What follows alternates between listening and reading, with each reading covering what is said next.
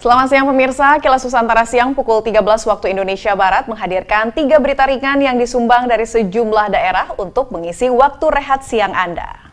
Berita pertama datang dari Cirebon, Jawa Barat, di mana ada budidaya jangkrik di sana yang siap untuk memenuhi permintaan dari pasar Amerika dan Australia karena ternyata jangkrik ini memiliki kandungan gizi yang baik. Kemudian beralih ke Ambon, pemirsa, Kodam 16 Patimura memecahkan rekor muri dengan kategori menyantap papeda sebagai penganan khas masyarakat Maluku sebanyak 35.000 bungkus panjang 123 meter. Dan ada juga berita satwa dari Kalimantan Tengah, tepatnya di Kabupaten Kota Waringin Timur, di mana seorang pemilik seekor oak-oak Kalimantan harus rela menyerahkan hewan kesayangannya itu ke BKSDA Pos Sampit untuk direhabilitasi. Berita selengkapnya berikut ini.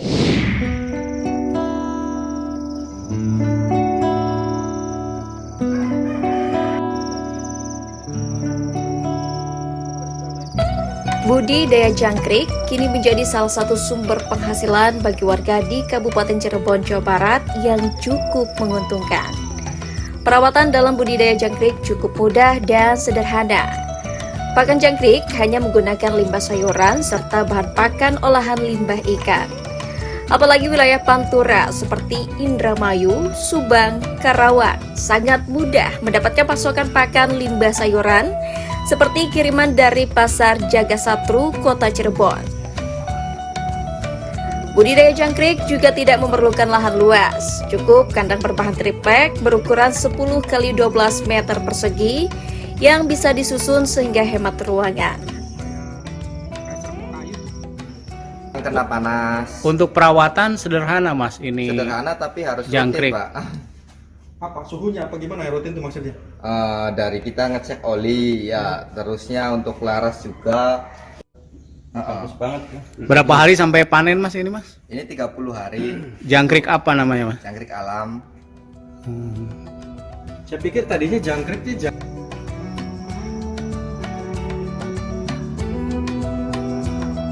Keunggulan budidaya jangkrik dibandingkan hewan ternak lain, diantaranya jangkrik bisa dipanen lebih cepat dalam jangka waktu 30 hari. Selain itu penjualannya pun mudah sebab pangsa pasar lokal masih kekurangan pasokan. Bahkan potensi ekspor untuk memenuhi permintaan jangkrik di pasar Eropa masih menjanjikan.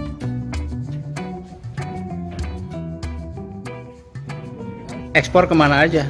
Ya potensi ekspor itu negara-negara yang eco-friendly ya, karena jangkrik ini dikampanyekan menyelamatkan planet gitu, karena sumber protein yang sangat tinggi yang tidak menyerap atau mengeksploitasi sumber pakan gitu. Misalkan dibandingkan sapi dia butuh 7 unit pakan, jangkrik cuma 1 unit. Demikian juga kebutuhan air itu jauh lebih rendah, jadi eco-friendly. Yang pernah datang ke tempat kita ada Finlandia, negara Finlandia, Amerika, Australia, sama Kanada.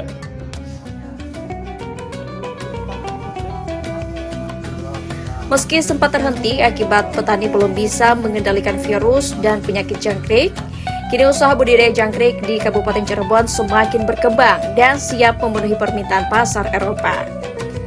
Dari Cirebon, Jawa Barat, Enjang Solihin, Kantor Berita Antara, mewartakan.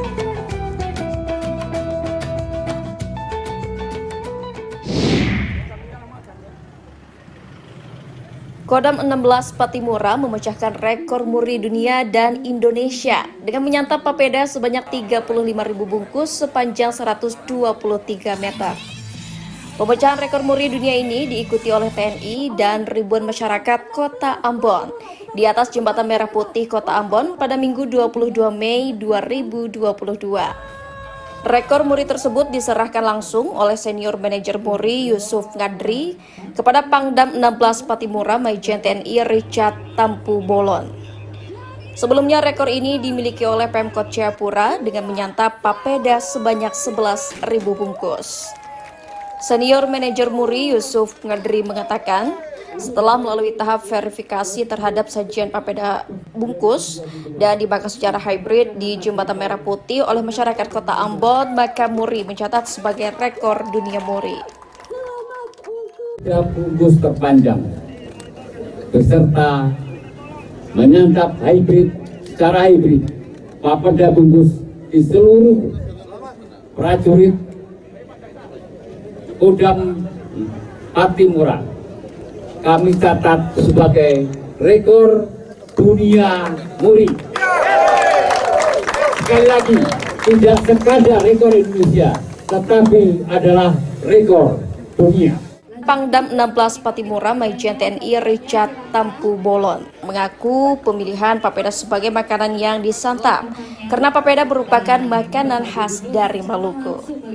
Kemudian makna daripada kenapa kita pilih papeda, ini adalah makanan khas, ini adalah kearifan lokal, jadi kita mengangkat kearifan lokal, kita angkat sampai pentas manapun juga, bila perlu sampai internasional, karena ini merupakan kebanggaan dari kita semua yang tinggal sebagai masyarakat Maluku.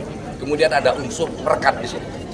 Jadi terbuat dari sagu, ada unsur perekat dan kita berharap dengan ulang tahun ke-23 Kodam 16 Patimura ini kita terus memiliki semangat sebagai perekat bangsa.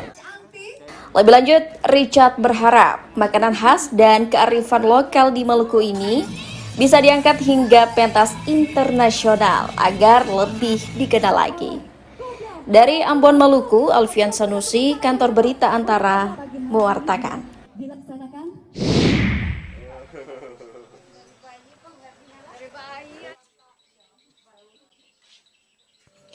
Beginilah suasana penyerahan owa-owa Kalimantan Hailo Bates Muleri dari seorang ibu rumah tangga yang beralamat di Kecamatan Mentawa, Baru Ketapang, Sampit, Kota Waringin Timur, Kalimantan Tengah, yang memelihara owa-owa kurang lebih dari 7 tahun.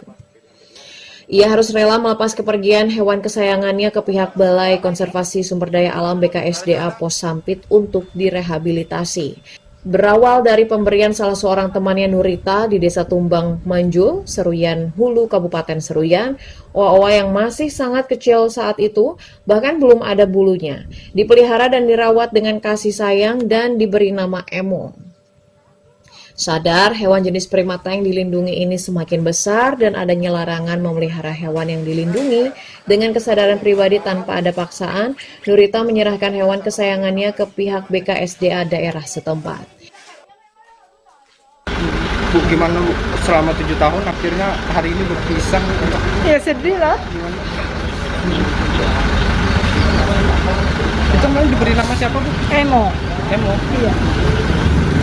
Saya merawat itu ya, memang sayang sih ya. Cuma kasihan gitu, dia mau bebas juga kan. Mungkin mau cari pasangan gitu. Makanya saya serahkan aja langsung. Soalnya kan dia binatang yang dilindungi gitu, hewan yang dilindungi. Jadi nggak tega itu, biar aja kita serahkan dengan jelas gitu ya. Sementara itu, Komandan BKSDA Pos Sampit Murian Syah menuturkan owa-owa hasil penyerahan ini nantinya akan diserahkan ke BKSDA Wilayah 2 di Pangkalan Bun, Kota Waringin Barat untuk direhabilitasi sebelum dilepas liarkan kembali.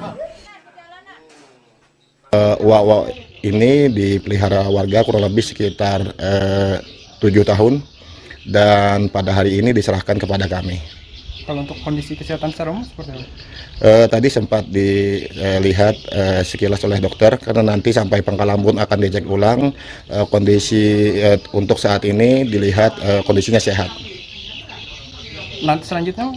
Hari ini juga akan langsung dibawa ke kantor seksi konservasi wilayah 2 Pangkalan Bun dan akan dilakukan proses rehabilitasi terlebih dahulu.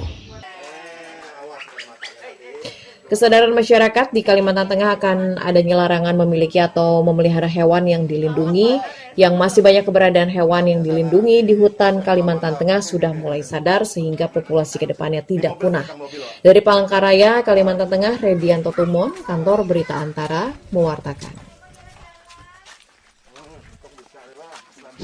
Pemirsa, demikian 3 informasi yang kami rangkumkan untuk Anda siang ini dan kami akan hadir kembali dalam Kilas Nusantara sore pukul 17 waktu Indonesia Barat. Anda pun dapat terus memantau perkembangan berita terbaru dari kami melalui portal antaranews.com, kanal YouTube Antara TV Indonesia, serta pada saluran UCTV kami. Selamat melanjutkan aktivitas siang Anda, sampai jumpa.